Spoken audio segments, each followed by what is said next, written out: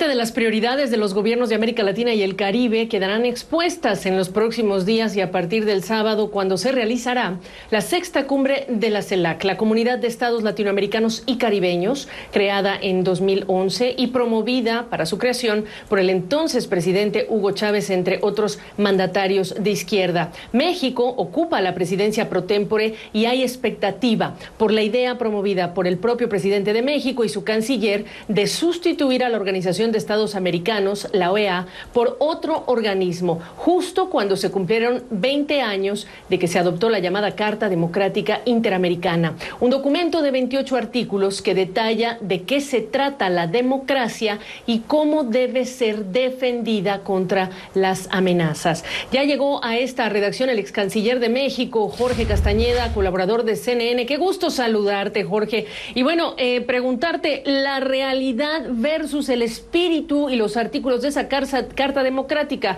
¿La ponen hoy día como letra muerta o qué tan vigente sigue siendo? ¿Qué tal, Gaby? Pues mira, letra muerta no, pero es un hecho que las esperanzas que suscitó la firma de la Carta el 11 de septiembre del 2001 en Lima, pues no se han cumplido.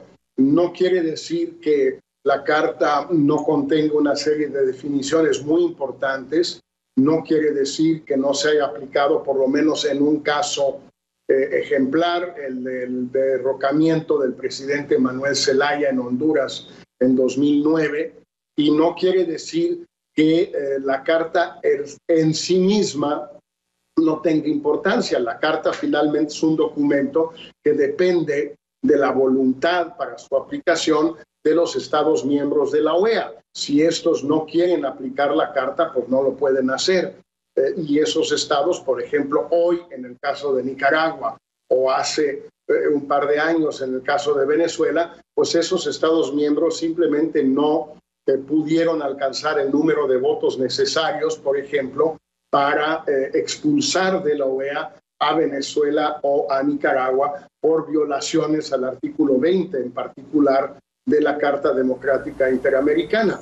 Esa es la realidad de la Carta. Ahora, comparado con otras cosas, por ejemplo, este adefesio que es la CELAC, donde está Cuba, donde está Nicaragua, donde está Venezuela, donde está ahora cada vez más Bolivia, etcétera, incluso El Salvador, pues bueno, por lo menos la Carta Democrática Interamericana tiene la virtud de existir y tiene la virtud de sostener una serie de definiciones muy puntuales de qué significa la democracia en América Latina.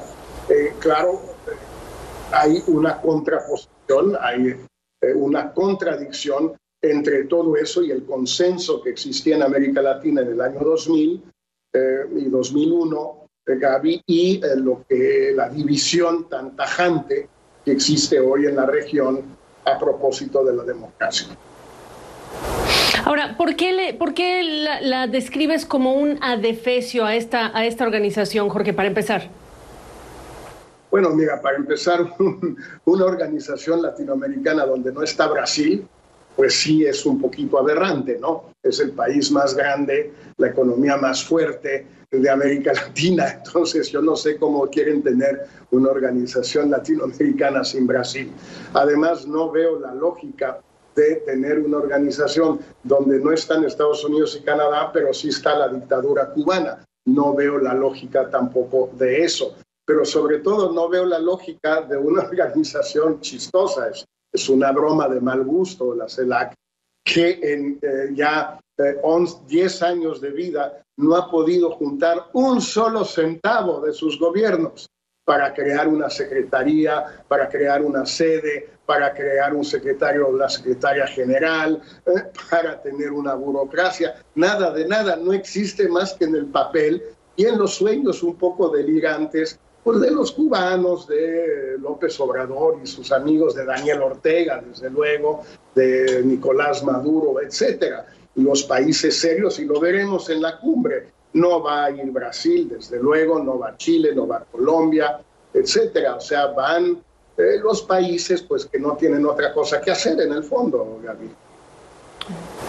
Entiendo. Jorge, me quedan 2 minutos, tengo 2 preguntas. La primera, ¿qué hacer entonces con la opinión, las ideas de quienes rechazan y lo llaman como injerencista, pues acciones, comunicados, decisiones que se toman al interior de la OEA, el propio presidente de México y el canciller Marcelo Ebrard? Y obviamente dentro de la Carta Interamericana y lo que estamos marcando hoy, pues también tiene esa capacidad de que los Estados miembros puedan decidir sanciones como parte de, digamos, reacción a la defensa de las democracias que están en riesgo. Bueno, simplemente son posiciones, ha habido otras posiciones de México a lo largo de los últimos 20 años. En los siguientes 20 años habrá otros gobiernos de México, otras posiciones de México, y hay otras posiciones de otros países. Es decir, esta idea que ha sostenido López Obrador de que quiere sustituir a la OEA con la CELAC, pues que consiga los votos, a ver si los tiene. Se me hace que no. Y la segunda pregunta que te hago se relaciona con el mensaje del presidente el día de hoy en la conmemoración de la independencia, con invitado especial el presidente de Cuba, pidiendo respetuosamente a la administración Biden que levante el bloqueo económico cuando venimos de hablar el mes de julio de protestas, de represión en la isla, por mencionar el contexto de lo que es reciente, Jorge. Bueno, no veo por qué de repente hay que levantar el bloqueo a Cuba. México siempre se ha opuesto al llamado embargo o bloqueo desde hace 62 años. Está bien esa oposición. No veo por qué había que hacer tanto cuento, tanta faramaya, invitar al dictador al desfile, darle la situación de ser el único orador en el desfile a un dictador que acaba él mismo de anunciar que se iba a dedicar a reprimir a su pueblo. Él lo dijo, Díaz-Canel lo dijo, los revolucionarios a la calle es nuestra. Él lo dijo, no alguien más.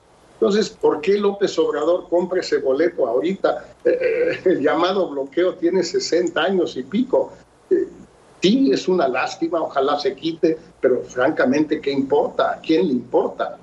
Y sobre todo, dedicar las ceremonias del Día de la Independencia de México a esto, a defender una dictadura, la verdad, pues no se entiende muy bien. Es un poquito irracional, la verdad.